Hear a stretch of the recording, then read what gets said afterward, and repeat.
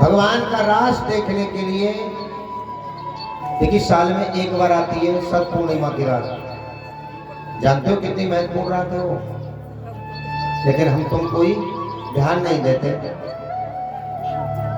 शरद पूर्णिमा की रात जिन माताओं के पुत्र नहीं है, ध्यान से सुनना, जिन माताओं के पुत्र नहीं है, संतान नहीं है, शरद पूर्णिमा की रात वो खीर बना करके, एक कटोरी में खीर बना करके और छत पे रख दें, और 12 बजे के बाद जैसे ही 12:30 बज जाए, 1 बज जाए, उस खीर को लाओ और उस खीर का पान करो, यानी खा लो। ये शास्त्र कहते हैं भगवान कन्हैया की ऐसी कृपा है, उनके घर पुत्र की प्राप्ति होगी, संतान की प्राप्ति होगी। क्यों? शरद पूर्णिमा के दिन ही भगवान रास रचाते हैं। जब रास रचाते हैं ना, तो चंद्रमा अमृत की वर्षा होती है। अब हम सोते रहते हैं, हम अपनी बता रहे हैं, हम तो 2 साल से ऐसा कर रहे हैं, जब रात्रि के 12 बजते हैं तो छत पर चले जाते हैं देखने के लिए। रात सुंदर चंद्रमा दिखाई देता है, देखना कभी। अब उधर कैलाश पर्वत से पार्वती मैया प्रतिदिन वृंदावन आती थी, रास मंडल में, निधि वन में। अब 1 दिन हो गए, 2 दिन हो गए, रोज जाती थी, रोज आती थी। अब कहने लगे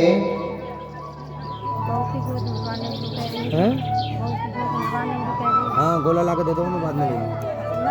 कहने लगे कि सुनो, ये बता दो, ये बता दो।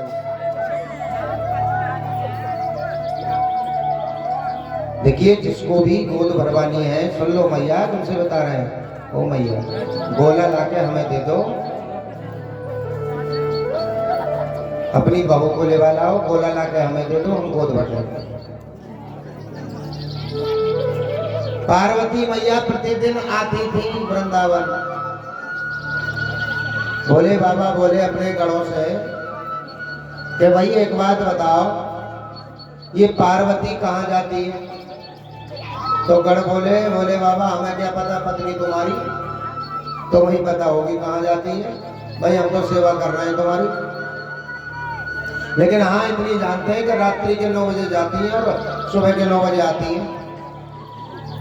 बोले बाबा बोले कारण क्या, ये जाती कहाँ है? भोले बाबा ने कहा कि आज हम पहरा देंगे, जाति का। अब जैसे ही पार्वती जी चली गई और वापस 9 बजे लौट के आई, तो भोले बाबा गेट पे ही बैठे। भोले बाबा बोले कहाँ से आ रही हो? पार्वती मैया बोली मतलब ये बताओ, तुम पूरी रात गायब रही, तुम वहां कहाँ से रही हो? पार्वती मैया बोली शक कर रहे हो क्या मुझ पर? बोली शक ना कर रहा मैं, तो ये बता आई कहाँ से? पार्वती मैया बोली वृंदावन से आई है।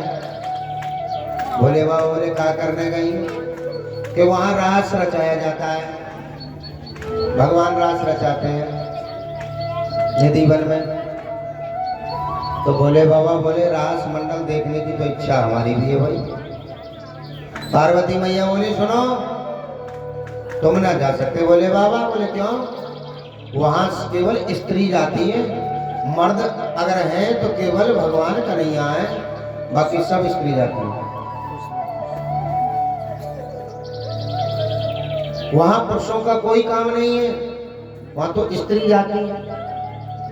शंकर भगवान ने कहा तो दर्शन कैसे होंगे? पार्वती मैया बोली एक काम तो है। भोले बाबा बोले एक काम करो, हमें पुरुष से नारी बना दो, हम स्त्री बन जाएंगे, लेकिन दर्शन जरूर करेंगे महाराज से। पार्वती मैया बोली कैसे करूं, अब तो जिद पड़ गई। बोली एक काम करो, अब तुम्हारा देखिए शरीर कैसे हो रहा है, जब तुमने जटाएं तो रख रखी है कितनी कितनी बड़ी, तेरे जटाऊं कैसे काटूं, कैसे चुटिया बनाऊं तुम्हारी। बोले बाबा से बोले एक काम करो कि जूड़ा बांध लो ऊपर। कभी कभी स्त्री जूड़ा भी तो बांध लेती है ना, बोले जूड़ा बांध लो। भोले बाबा ने जोड़ा बांध लिया। अब पार्वती मैया बोली कि कहीं से लाऊंगा ब्यूटी पार्लर वाली ढूंढ के। तुम्हारा ब्यूटी पार्लर भी तो करेगी ना, चेहरा बनाएगी, तुम्हारा बढ़िया तरीके से सजाएगी, स्त्री बनाएगी, तुम नर से नारी बनोगे। भोले बाबा बोले जल्दी लाओ बुला के। अब भोले बाबा के क्रीम पाउडर लगाई।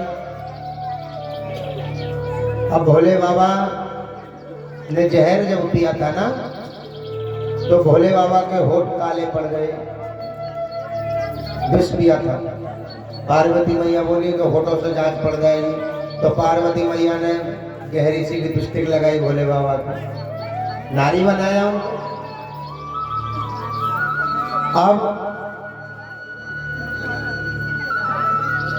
भोले बाबा से कहने लगी पार्वती मैया, बाबा बात तो चलो ठीक है, अब लहंगा और पहनो, लहंगा चुन्नी पहन लो, सब ऐसे ही तो जामे हैं गोपी का है। भोले बाबा बोले जल्दी लेकर आओ लहंगा चुन्नी। भोले बाबा ने लहंगा चुन्नी पहनी। बोले अब कम से कम ये तुम्हारे गले में जो नाग लटक रहा है सांप, कम से कम या को तो छोड़ दो। अब भोले बाबा बोले हाँ बात तो सही है, लेकिन नाग देवता सर्प देवता कहने लगे मैया देखिए मैं हर समय बाबा के गले में रहता हूँ, और जब बाबा जा रहे हैं रात देखने तो मेरा भी मन है। बोली ओ भैया तू बाबा को भी मरवाएगा और खुद मरवाएगा, वहाँ पोल खुल जाएगी, वहाँ सांपों का कोई काम नहीं है, सांप को उतार दो। अब भगवान भोलेनाथ ने कैलाश पर्वत पे ही सर्प को छोड़ दिया। वस्त्र पहनाए गए, लेकिन पार्वती मैया कहने लगी सुनो भोले बाबा चल तो रहे हो, वहां नारी पायल पहन पहन कर जाती है, बड़ी छम छम छम छम करती हुई। जब रास रचता है ना तो उधर से बांसुरी बजती है और स्त्रियां सब छम छम करती हुई जाती हैं। तो भोले बाबा जल्दी लेके आओ ना पायल घुंघरू। भोले बाबा के पायल बांधी गई। पार्वती मैया बोली देखो सुनो एक शर्त और होगी। बोले क्या? तुम जाओगे तो जरूर, लेकिन मैं कितनी कहूं और कितनी तुमसे कोई कहे घूंघट मत उगाड़ दियो। अगर तुमने घूंघट उगाड़ दिया तो पोल खुल जाएगी बाबा, क्योंकि तुम्हारी दाढ़ी मूछ भी है। घूंघट मत उगाड़ दियो, वरना फिर अगले दिन को मैं ना जा पाऊंगी रात में। भोले बाबा बोले चलो कोशिश तो करेंगे। आज किस तरीके से तैयार कर रही है पार्वती मैया।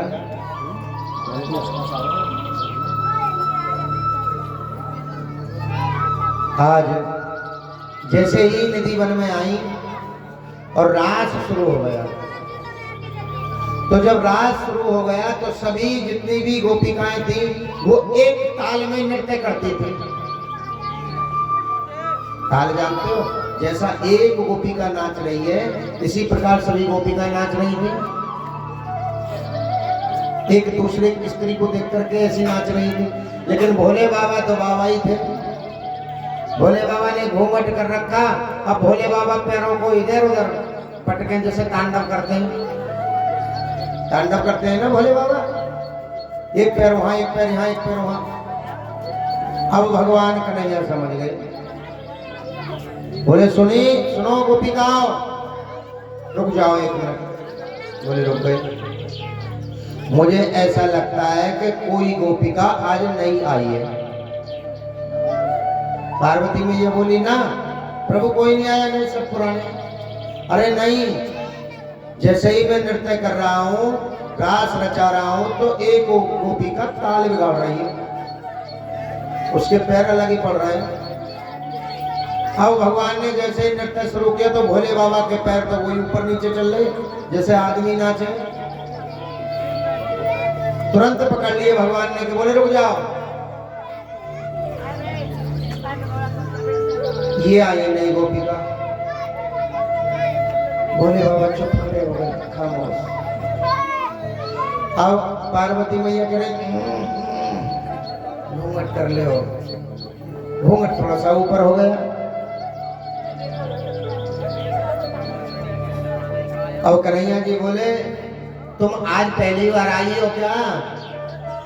अब बाबा बोले तो भी पता चल जाए। बाबा बोले गर्दन हिलाए। कन्हैया जी बोले गूंगी हो का? बोलती क्यों ना हो? अब गर्दन हिला था। अब पार्वती मैया इशारे से कह रही घूंघट मत उखाड़ दियो, अगर घूंघट उखाड़ दिया तो बात बिगड़ जाएगी, देख लियो।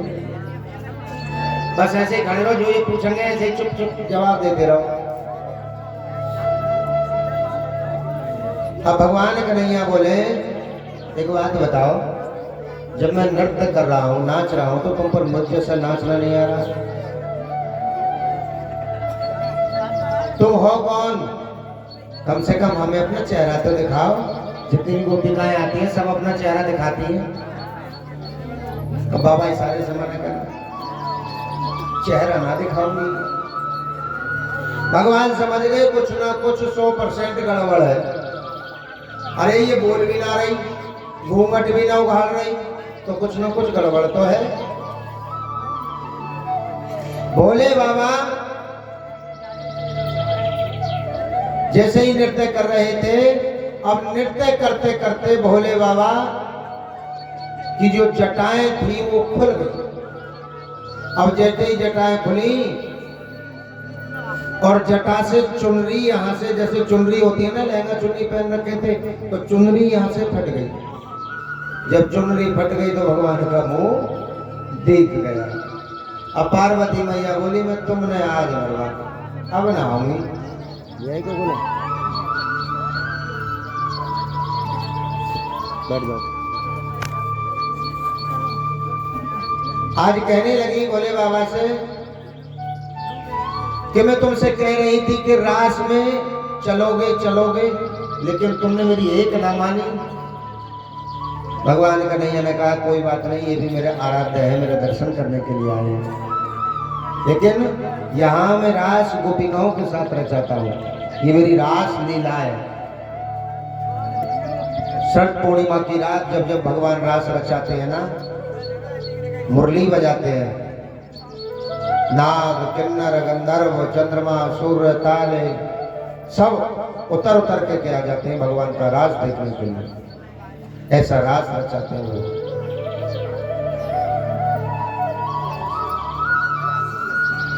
गोपिकाएं आती थी, और जितनी गोपिकाएं आती थी ना भगवान के साथ रास रचाने, वो सब विवाहित थी। एक दिन भगवान कहने लगे गोपिकाओं से कि गोपिकाओं तुम एक बात बताओ,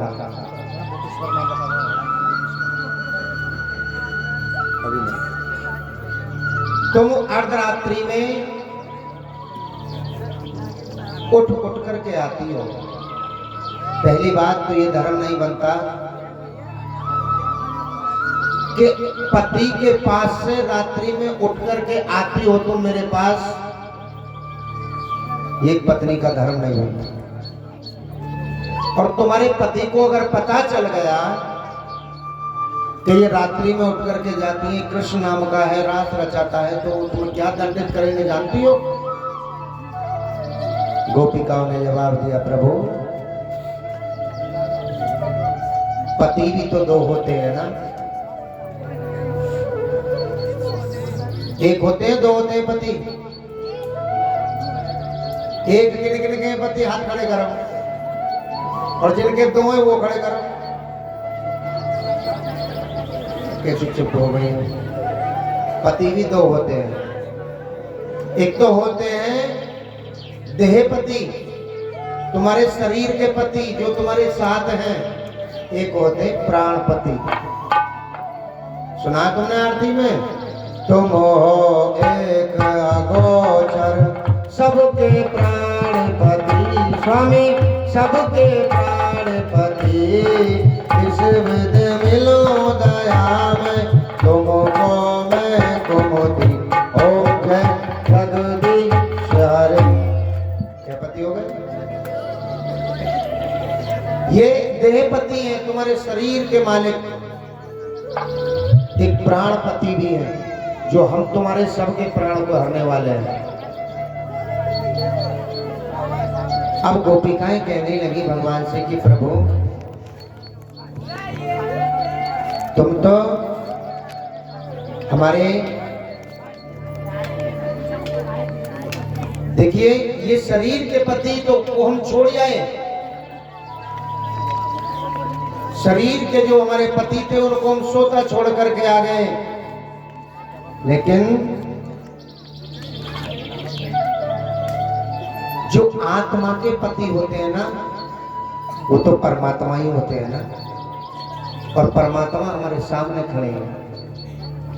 भगवान आज गोपिकाओं को सीख दे रहे हैं। भगवान ने कहा कि एक बात बताओ, तुम जानती हो पति की परिभाषा? पति परमेश्वर होता है। तुम पति को छोड़ करके रात्रि में मेरे साथ रास रचाने आई हो। अगर तुम्हारे पति को ये बात पता चल गई तो हो सकता है तुम्हें कल को घर से बाहर निकाल दे। गोपिकाएं कहने लगी कोई गम नहीं है प्रभु, क्यों कि हमारे साथ परम पिता है, हम जानते हैं। भगवान ने कहा अच्छा एक बात बताओ, पति सो रहे हैं, पति आए हैं नौकरी से, उनके हाथ पैरों में दर्द हो रहा है और पत्नी पैर दबा रही है, पत्नी पैर दबा रही है पति देव के। अगर पैरों पे से उठ गई तो पति की नींद जग जाएगी। उधर एक छोटा सा बच्चा तुम्हारा ही खेलता खेलता वो अग्नि के पास चला गया, अगर उसे नहीं बचाओगे तो बच्चा अग्नि में जल जाएगा। तो बताओ पहले बच्चे को बचाओगी या पति की सेवा करोगी? तुमसे पूछ रहा हूं, बताओ। जो बच्चे को बचाएंगे वो हाथ खड़े करें। कौन कौन सोच रहे हैं बच्चे को बचाओ? सोच के हाथ क्यों करती है? ये तो अपनी अपनी समझ है ना। मैं भी तो देखूं तुम में कितनी बुद्धि है। 7 दिन कथा हो गई, सुनते सुनते कुछ दिमाग में आ रही है, बात नहीं आ रही है। अच्छा जो पति की सेवा करती रहेंगी वो हाथ खड़े करो। गोल हो रहे हैं तो ना पति की करें ना बच्चे को बचाना। देखिए भगवान कन्हैया से कहने लगी वो स्त्री, वो नारी कि प्रभु पहले हम पति की सेवा करेंगे। अरे पति है तो बच्चे और भी आ जाएंगे, और जब पति नहीं रहेगा तो कहां से बच्चे को लाओगे? इसलिए ये धर्म बनता है किसी भी परिस्थिति में पहले पति की सेवा। देखिए नारी का धर्म है।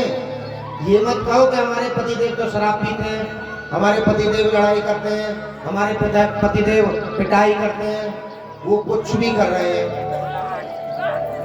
तुम्हारा एक धर्म है,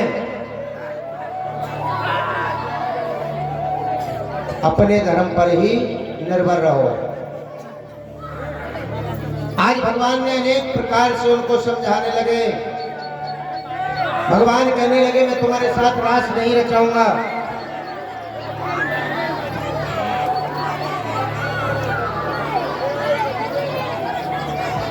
नंदी भगवान आ गए।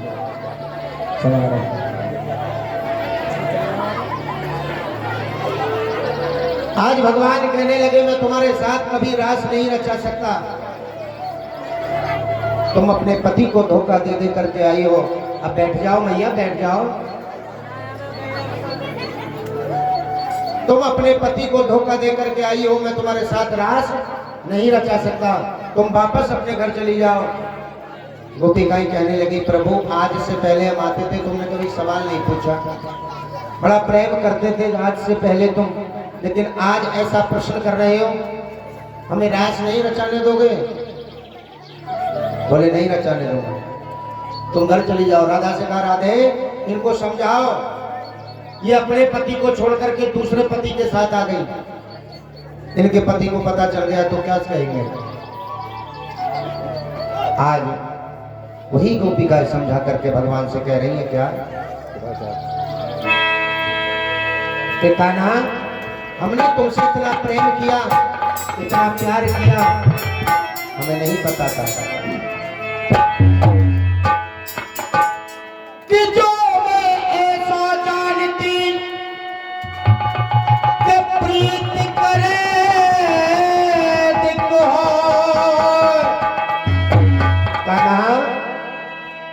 अगर दिलो राम पीती कि इतना प्रीत करियो न को।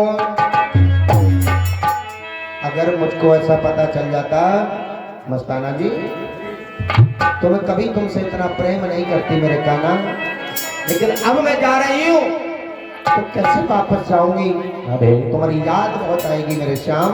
तो कह रही है वो भी खर्चा हर घड़ी याद तेरी आए सोतन बन के,